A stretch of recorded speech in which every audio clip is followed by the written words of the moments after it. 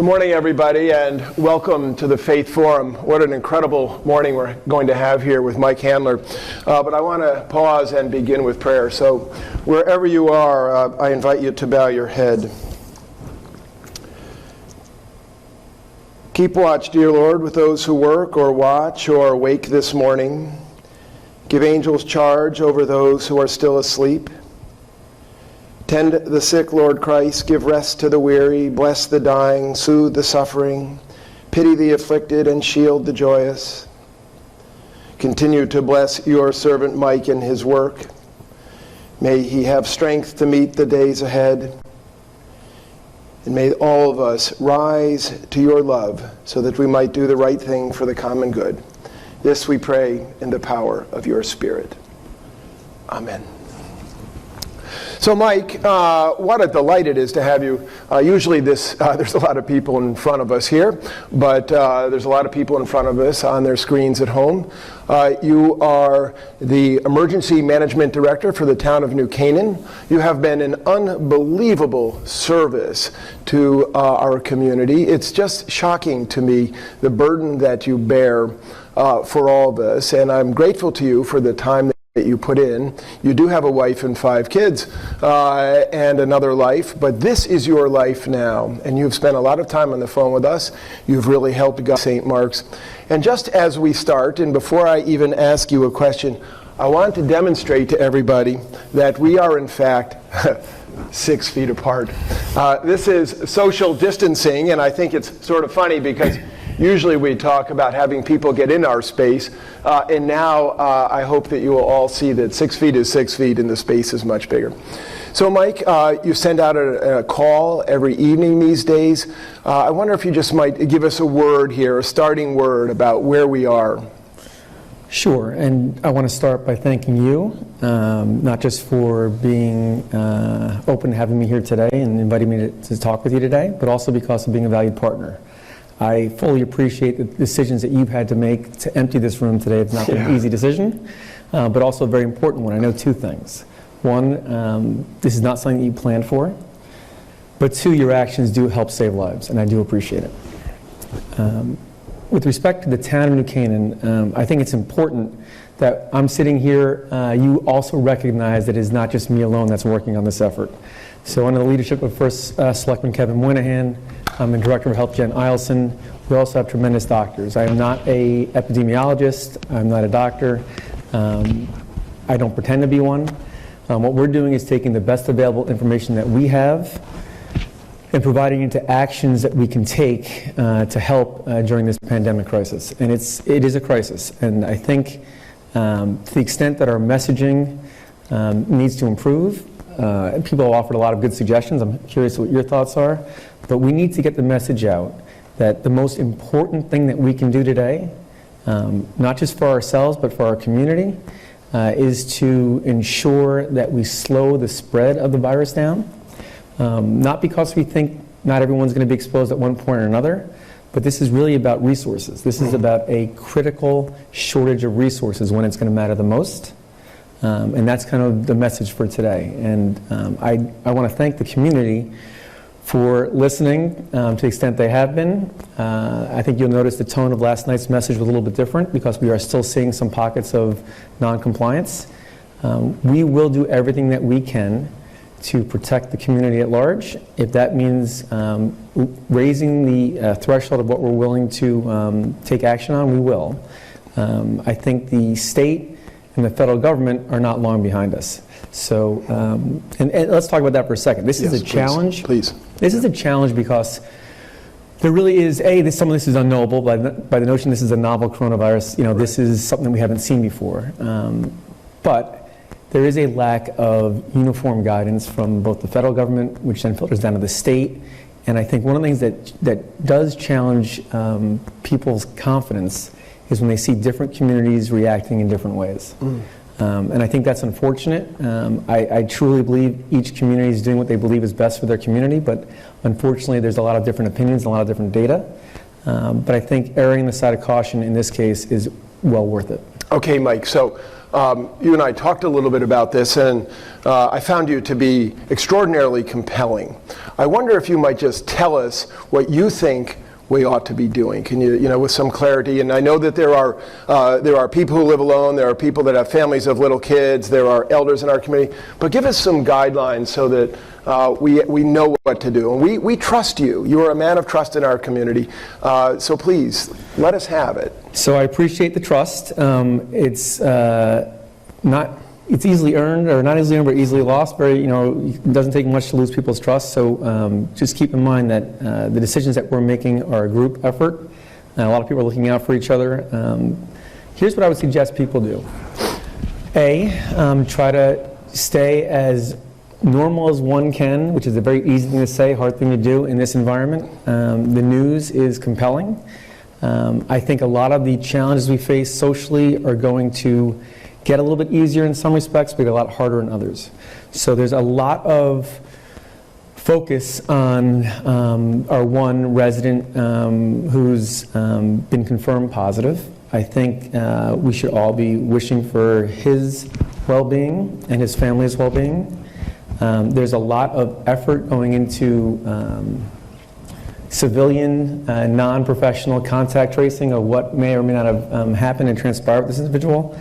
All that's going to be self-corrected. Once people recognize, as I recognize, that we're days away, maybe a week away from the state health authorities no longer contact tracing.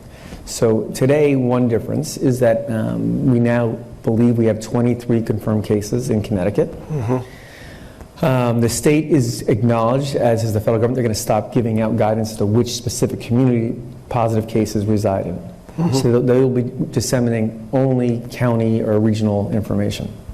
So by definition, that tells us that contact tracing becomes less important. We know there is community spread within New Canaan, every community. So our best efforts, to answer your question, is to maintain good hygiene, wash your hands, be mindful of what you are touching and what you're doing. Stop your face. It's very hard to not touch your face. Have you tried that? Very hard. Oh my gosh. One of my kids said the average person does it 80 times a day, and I think that's too low. I think it's well higher than that. It must be. So maintain good hygiene. Social distancing is important. But also, gathering is, by definition, what leads to community spread. And this whole notion that, New York State limits it to 500 people, Connecticut limits it to 250 people, one community makes it, half of what the fire marshal's code is. All those are good. Everything is a step in the right direction, but eliminating social gathering is probably what is required and probably where this country is going to be going very shortly. We see this in other countries. So with respect to families, spend time with your families. This is a good time, and I say this, I've got an amazing wife at home who has 5 children in the house. Creativity cannot be overstated. I mean, it is really hard to entertain 5 kids throughout the day, plus a dog and 2 fish. But really, we're trying to connect with our kids. Get outside in the yard, spend time with your kids, read books, try to have movie night, whatever you can do to kind of pass some time. I want to also take a moment just to thank Dr. Lutzy and the Board of Ed. I thought about this the other night. I've worked in one capacity or another with 5 different superintendents in 2 different towns. I can tell you all have been special superintendents, all have been good superintendents in their own ways. What Dr. Lutzy and his team just pulled off in New Canaan is unparalleled. The fact that they were able to get e-learning and remote learning up and running is not just a feat in and of itself, but the fact that they didn't rely on me or the town for anything in the process. In fact, they were actually productive in helping us with things is something I've never seen before. And having kids in the school district knowing that they're learning every day is a big comfort to not just me, but to my wife who's home with the kids all day. Yeah. So very, very, very difficult thing to do, and the fact that he was able to pull it together in a short period of time is remarkable. Yeah, well, no doubt having 5 kids at home is a challenge. When we had our 5 kids at home and they were little, when we moved out of the house, it nearly collapsed after we left. Not surprised. So You've used some terms that are new to us. Social distancing, I don't think I heard that term, more than 10 days ago. I would not have known what it was. Community spread, tracking and tracing. So when the COVID-19 person from our community, who's a member of St. Mark's, was found to have that diagnosis, we went to work to do all of that tracing. Luckily, he had really was not moving around. But I just want to be clear for everybody that what you're saying is community spread means it's in the community and that you can pick it up from people. They don't need to have gone to Italy, so to speak. Is that what you're, I want to clarify that just a little bit. Community spread is defined as known transmission of a disease or illness or virus with no direct link to somebody who's traveled to an affected area or been confirmed positive. So we know it's in the community. Right, it's in the community. And we've known this for some time. This is not like this is a new revelation. Right. When I talk about contact tracing being less relevant now, it's because you're not going to have the capacity to contact trace once we realize that it is in the community. And the numbers that we're talking about range based on the experts that we talk to, but it's somewhere between 20 and 40% of our community are going to be affected by this. The good news about it right now is that this is not a virus that is materially affecting young children or healthy people, which is good. But it also, that lends itself to people not recognizing why they have to be protected because, I'm young, I'm healthy, my kids are going to be fine, we can go to the movies, it's fine. This is not about protecting yourselves anymore. While the good news is this does not appear to be affecting young and healthy people, it is disproportionately affecting older or people with compromised immune systems. So if you have heart disease, lung disease, diabetes, if you're suffering or recovering from cancer and treatment for cancer with chemotherapy, your immune system is suppressed. And this is having a disproportionately negative effect on that population. So the community spread that we're talking about slowing down really is designed to limit, as I mentioned earlier, limit the need for acute care all at the same time. Right. So there's a lot of information that's out there. I'm sure everyone's seen this by now.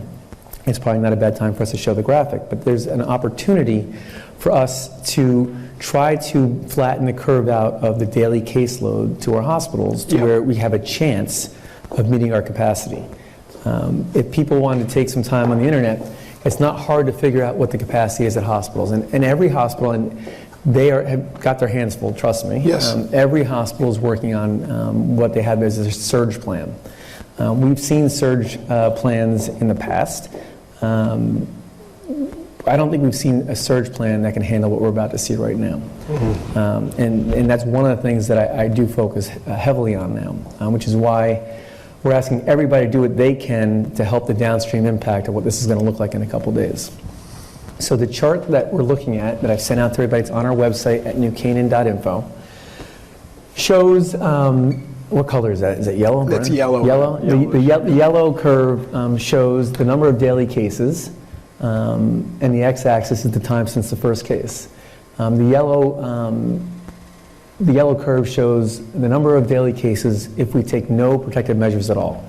Protective measures are self-distancing, good hygiene, social gathering, closed down. With protective measures is the blue range. And the blue graph, again, everyone's still going to be infected over time. The question is, where does it peak? And that dashed line is the capacity of the healthcare system. So two things that we've seen, one works well, one does not work so well. Doing nothing is what it looks like there. And Italy, I think, is a pretty good example of what it looks like. Wow. If you don't social distance and limit interactions early enough, you have physicians that are truly making decisions that no one in their lives ever wants to make. Yes. Which individual, based on their demographics and their life expectancy, deserves to get a ventilator. And that's something we don't want to be in this country. Terrible. There is a good side of this. We have the capacity to shift the curve to the blue region, but we also have to be simultaneously on raising that dashed line. Mm-hmm. So one of the things that we are doing is working with the hospitals, because we have to find some way, somehow, to raise the capacity of the healthcare system in this type of time. So That means adding hospital beds. If you go online, it's public information. You can see Stanford Hospital built a remarkable facility not too far from us. A good portion of our town goes to Norwalk or Stanford hospitals. Those hospitals, if they're 300-bed hospitals and those are single rooms, they can double to 600. That's not the issue. The issue is the intensive care units, the ability to care for people, again, predominantly our seniors and predominantly those with pre-existing medical conditions that are going to have extremely poor outcomes here. They're going to need to be in an ICU bed with a ventilator. The maximum capacity on Stanford's website is 20 capacity of 20, but they can expand to 24. So that is, and I assure you, I know both hospitals are working very diligently on trying to expand that capacity, but that's where we need to go on the hospital side. The public needs to worry about shifting that yellow box graph to the blue graph. And if we can do this together, we will meet to a point where it's going to be pretty bad, but we will at least be able to have an appropriate care facility for each person that needs it. I wonder if you could say a word about how long we're talking about here on this axis. I mean, so many things in the early going we're going to shut down for 2 weeks because the gestation period of the virus, or the thought of gestation period of the virus, seems to me 2 weeks is a blip. Tell me, how long do you predict that we might have such incredible disruption in our lives? So I don't know the answer to that question. I don't think anyone with certainty knows the answer to that question.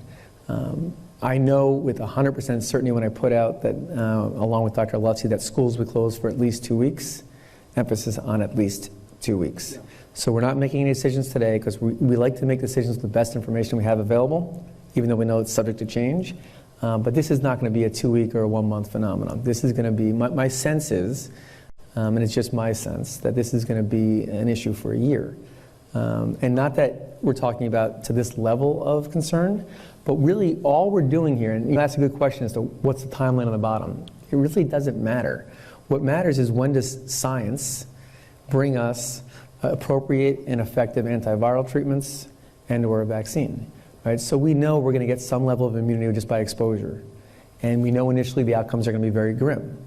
But this is going to resurge again. And this is like every other virus that we've seen. You're going to see a fall resurgence of novel coronavirus. It won't be novel anymore, but we'll see it come back again.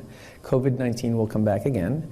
And the question is, do we have enough time for science to catch up and provide antiviral treatments that are effective? And do you have a sense of anybody coming in with some questions? I have some questions. Yeah. Why don't we take one of those questions? Before we do, Mike, I want to say one more thing. And that really, so you just named a very long timeline, a very long time to isolate. Food, you can't put in food for a year.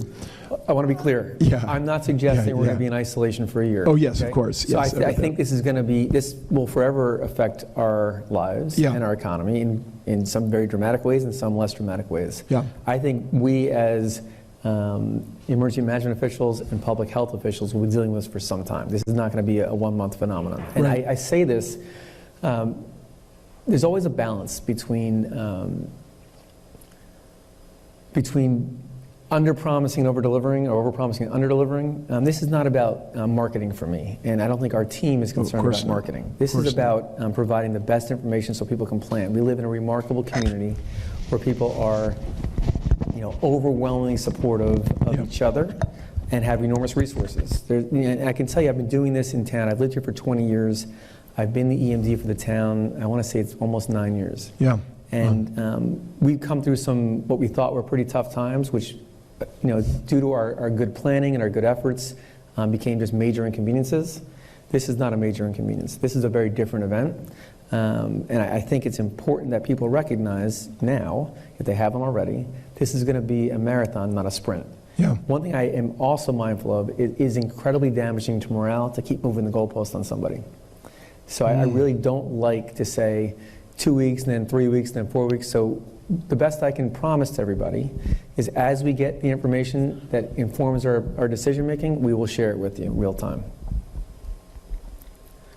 Okay, I wonder if you might just say something about grocery shopping. Yes, let's talk about supply chain. Okay, so we in government in town, on behalf of everybody in the town, have been working for some time on different things that we've never had to actually implement before. We've done staff shelters before. We've done resource procurement and delivery before. During the storms, we delivered water, we delivered food. Yeah. We know how to do it. Every town is fortunate enough in Connecticut to have a plan and understand kind of how to exercise that plan. I can tell you New Canaan meets regularly, exercises regularly, tests their plans, rewrites their plans. So I have no concern about the planning stage of this. There's no doubt in my mind that we're going to have some constraints on deliveries. So right now, I'm happy to say there's really no shortage in terms of how it would affect the community in terms of food, water, septic removal, things that are required for governments and communities to function. That is subject to change, and as soon as we start seeing truck drivers, healthcare workers getting sick, you're going to start to see things change pretty dramatically. So if you notice in town, our primary objective is to stop social gathering at all costs. Yeah. And we will continue to take additional measures to ensure that. But we also are mindful that people need to eat, people need to get medications, and we don't want to disrupt those supply chains. Right. So to the extent that they're still functioning normally, we're going to allow them to function the way they normally function. The restaurants, my hat's off to them. Like the schools, they adapted pretty quickly, and a lot of them have moved to curbside pickup, which I think is very effective, and we encourage it. And a lot of them, to their credit, have called offering support, even though they know they're losing money while doing it. And my advice to them is, you got to protect your business also. We appreciate it. But curbside pickup is a great alternative. If people can get in their car, pay online, order online, pay online, and drive by and pick up a bag of food, we're perfectly fine with that. At some point, that may change. So we have and will continue to take steps and measures to ensure that we can keep critical supplies flowing to town. Yeah, great. I do have a lot of questions. Thank you. Yes, please. Let's take a question. Let's see if we can take some questions. You need to hold that. Yep. Okay. I'm trying to also sort of aggregate the questions, so hopefully we can answer multiple people at the same time. This is one I think a lot of people have. So elderly parents at home, one is caring for the other as much as possible, but they have outside help coming in. They're worried about that. Yeah, that's a challenge. Yes.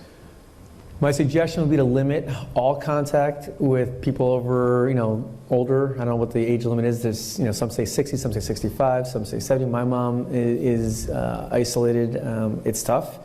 Whether or not if you need and rely on care to sustain life and to sustain function, you need to pursue that and continue it. At some point, that's going to be a source of community spread. We know it. Yes. But to the point you can limit it to non-essential services, I would seriously consider limiting to non-essential services. I do not have plans, unfortunately, for my mom to see our 5 kids, or Sarah and myself, so only because we know that kids are vectors of COVID-19, and if she were to get exposed, there's potential for a very bad outcome. So it's tough. I mean, I get it. I think one of the things that keeps me up at night most, there's a couple, but one that keeps me up the most is what is the impact of this is on the community psychologically and emotionally, because in years past in New Canaan, through our storm preparedness and our storm recovery, one of the best things I can point to in terms of success stories is seeing the community rise to the occasion, come out and support their first responders, support each other. We could open up Mead Park and serve lunch, and people have comfort and take comfort in seeing people together and connecting. Yes. This is vastly different, and it worries me greatly. This is giving people very unsettling news and then forcing them to isolate, which to me, emotionally, there's nothing you can do that's going to be worse than that. So we've got to get very creative and figure out how we're going to address this, because it's going to impact everybody. I can tell you, you're not going to see a picture of me or First Selectman Moynihan sitting alongside 12 people in uniform in our emergency operations center.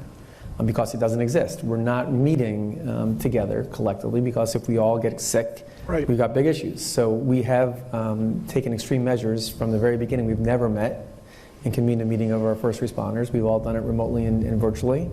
But let me tell you, it's tough, because first responders are under a lot of strain. And I can't say enough about what we have in town.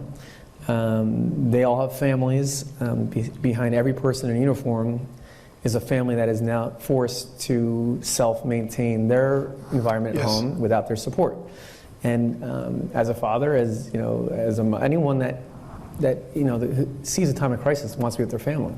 And unfortunately, our first responders knew this when they signed up, but this is a lot to ask. So emotionally, I think this is going to have a toll on the community also. Yes, assuredly already happening. Jill? You've sort of touched on, one question came from someone in their household. The dad has to go to work until his program is shut down. What should the family do at home to mitigate the fact that he's coming and going from the house into whatever environment they don't know? Yes, so just because somebody needs to go to work doesn't mean they can't maintain good social distancing. I personally think we are not far, and I don't want to preempt an announcement by the state or surrounding states, but I think if we haven't ceased public transit within a couple of days, I'd be surprised. So just because someone has to go to work doesn't mean that they need to stop social distancing or stop washing hands and protecting themselves. Set up a cleaning station at your door when you come home from work. The first thing you do is wash your hands and make sure that you've taken all precautions.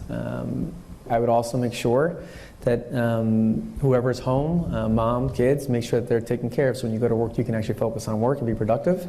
But if most companies, if not all companies, will shortly be working from home or stopping all non-essential services. I know it's not appropriate for everybody.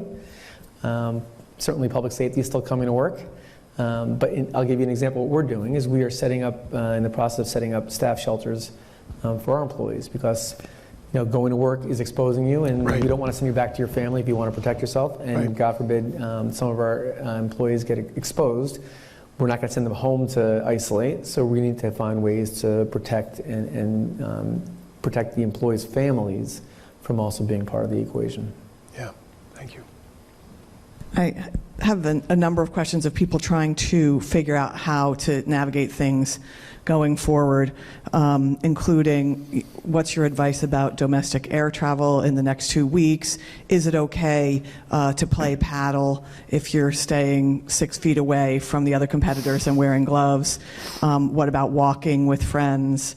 What about going to physical therapy where your therapist is, right up close? Tugging on your body, right? Sure. So I think the overarching theme has to be non-essential services such as travel, manicures, hair. Non-essential business has to stop if it involves interacting in close contact with people. So the question is essential services. So if it's of vital importance that you see a physical therapist for treatment, I would really examine if it is truly necessary. I think most buildings, apartment buildings that have gyms have limited or restricted access to gyms now. I think air travel is probably not a good idea. I think that is already being decided upon by the traveling public. I think the airlines are reducing flights dramatically. Obviously, people want to get to where they need to be with their families. But I would not be leaving my family to go on a trip. I don't think any business is that important to me, but that's me personally. Yes. Now those decisions I think are going to be taken out of our hands very shortly. I think we're a little slow to act in some capacity, but I think you're going to see travel shut down. I really think if you haven't seen it now, you're going to see it very soon. And so could you clarify that a little bit? Travel shut down is certainly getting on a tube and flying at 30,000 feet. What about interstate travel, going up to Lakeville, Connecticut, driving around? What about that? So the very definition of community spread is individuals that are departing from their, confines of their home or their community and going to other communities and sharing whatever germs, whether it's flu A, flu B, or COVID-19. Certainly if you have a house out of town and that's where you want to go self-isolate, no one's telling you can't drive to your house and self-isolate and avoid large gatherings there. It really comes down to common sense. People need to stay 6 feet apart from each other, 3 to 6 feet, depending on what it is, but I always err on the side of caution. Wash their hands regularly, cover their mouths and nose when they cough, Don't share. So let me just jump in, and I know Jill's got many more questions. Now you've got 7 of you in your household. You're watching TV. Does that mean you're one on a couch, one on a chair, No. one climbing, sitting on a countertop? I mean, how does a family stay 6 feet apart? So you try staying 6 feet away from a 1-year-old, a 3-year-old, or a 5-year-old, it's virtually impossible. So It is impossible. So no one's suggesting that distancing has to happen within your home. We are going to assume that each home, whatever one person has, the others are going to have. Yeah. And that's just common sense. What we're trying to do is keep it to that home. Keep and it in that petri dish. Right, and not spread it to other parts of the community. That's the goal here. Okay. So we are not among our family sitting, with 7 people in the house. You need a pretty big house to be able to sit and watch TV 6 feet apart. It'd be very difficult to do. Yeah. Particularly the ages of your kids. Kid, get in that room. That's your room. A common question, once you have had COVID-19, can you get it again? I don't know. We don't know the answer to that. So what we do know, the PCR testing that we are doing right now requires a certain viral load to show a positive test. Now the testing, by the time you and I just finished discussing the testing, it's going to change dramatically. So they're working on that right now. It's a great question for the obvious reason. When you close schools down, at some point you want to reopen schools. When you reopen schools, do you test before kids come back to school? What is the plan? And no one's thought this through. It has a concrete decision on how this is going to work. The question is almost moot today because people that do have symptoms today can't get tested, right? So to date, we probably tested 200 people in the state of Connecticut, and we have 23 confirmed cases, which tells me they're still following the CDC guidelines of only testing those who have acute respiratory distress. That's why the incidence of positive cases is so high. Now, the good news is it's not going to be, 13 or 14% affected. It'll drop when you start testing everybody. Right. The problem is small percentages of big numbers are still a very big concern. Right. Oh, the numbers are staggering. Right. Yeah. Can you comment on the gender distribution of people affected by the disease? I can't intelligently. Nothing I've seen tells me that it affects one sex versus the other. But again, I rely on Jen Eielson, our health director, and Dr. Reed and Dr. Pierce, our medical advisors. But I have not seen any data publicly that tells you it affects one versus the other. Yeah. So one person who emailed in said, why not take more extreme measures now, like Hoboken, Montgomery County, PA, and others, to close all non-essential retail, restaurants, break up gatherings, et cetera? And is that coming?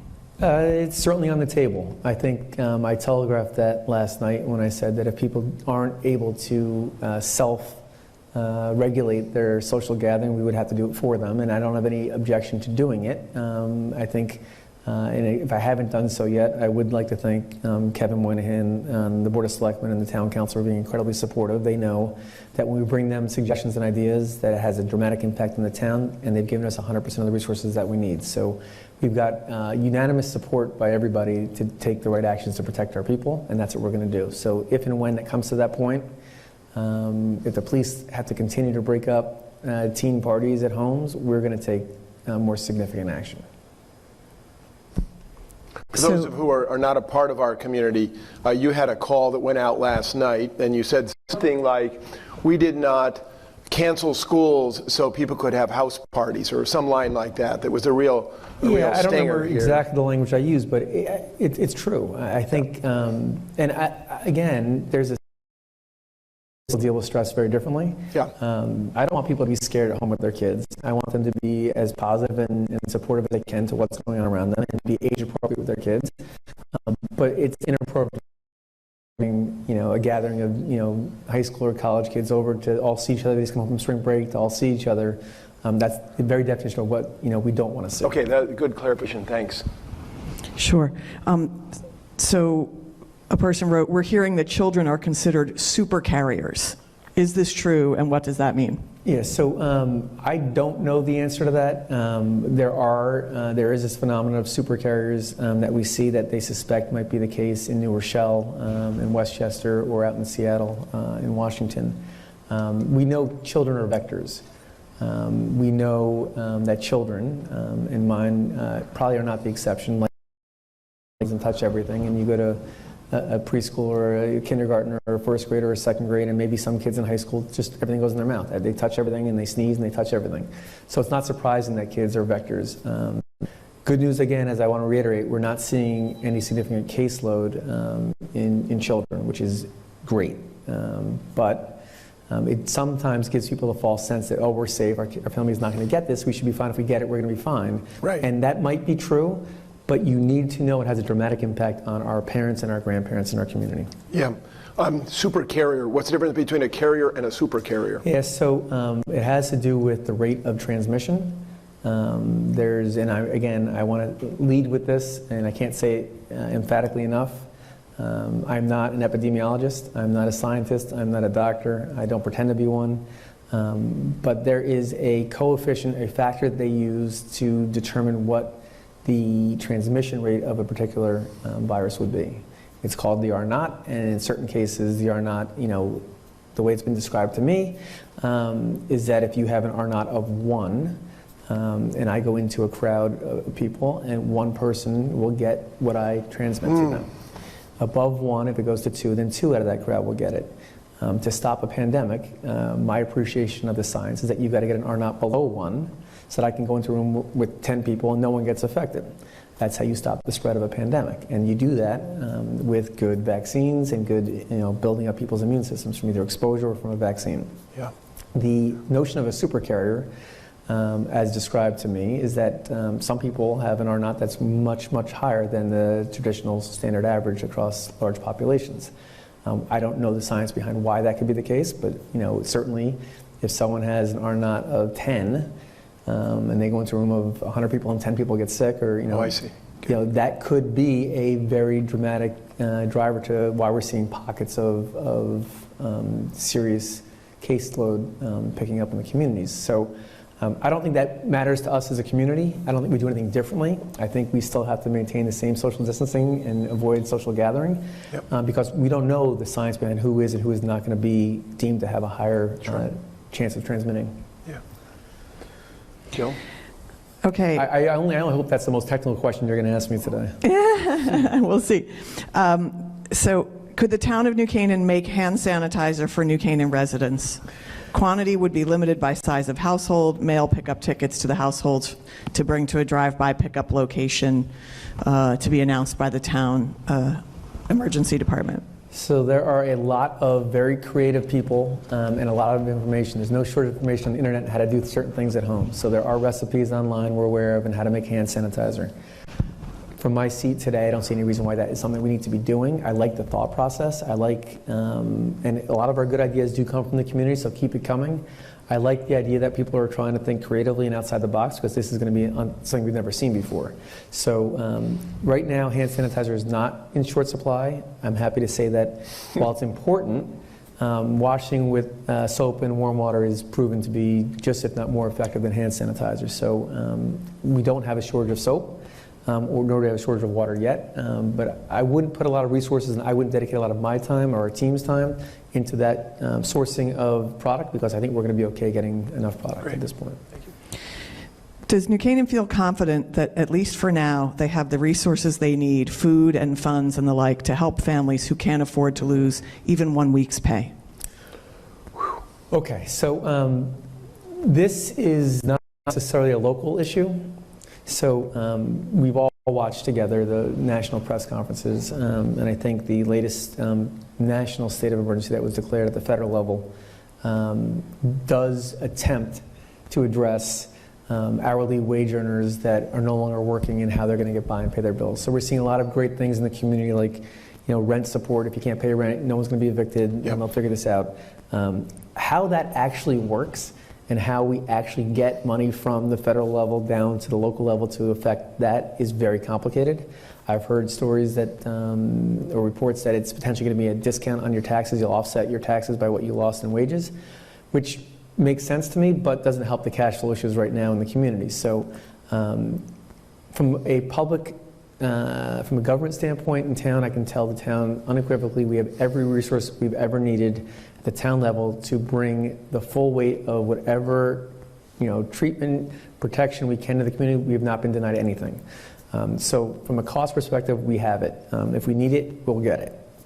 From the community standpoint, restaurants, there are a lot of businesses that are dramatically being impacted by this in a negative way. I don't know how this is going to play out in the future. This is going to affect the global economy for some time. I think the best we can do, my family try to support local businesses in a safe way that we can. But again, I think from a purely technical legal standpoint, one of the benefits to us declaring a local state of emergency is it does provide some benefit to businesses that go out of business or close their doors to be able to recoup business interruption. Now that's different, and unfortunately most restaurants are not protected in that capacity because there are restrictions and carve-outs in their insurance for things like bacteria and viral infections, so I'm not sure how that plays out. But my hope is that the federal government and the state government find a way to solve this, and quickly, to give people comfort that this is going to be, there's some solution in the works somewhere along the way. Yeah, thank you for that. And I know we have 5 minutes left. I just want to give a litlittle ad here. Down below, we're seated right now is the New Canaan Food Pantry. And I remember in 2008 when the stock market slid off the table, the number of clients to the food pantry doubled or almost tripled, and so likely the food pantry will have great needs, and we'll figure out a way to do that also. And other parish communities like ours and many of the other communities in our community will help to feed their own people too. So it won't fall totally on. Yes. So and again, we can't thank you enough. Every emergency manager's goal is to provide resources and training so that the community can take care of itself. Because everything the community can do on their own is something that the government doesn't have to do for them. And that's very important because we have limited resources also. If history proves to repeat itself here, I'm not worried about New Canaan being able to take care of itself. This is a remarkable community, and they've never ceased to amaze me, and I don't think they're going to let us down this time. Yeah, no doubt. Jill? I think this might be our last question. Will town government meetings be suspended or broadcast differently? So town council, board of selectmen, planning and zoning, things like that. So every community is working through that issue right now. We have the capacity, and I think you're going to see widespread support to eliminate even the essential government meetings that need to get budgets passed and zoning approvals. Those things are going to be handled in a very different way.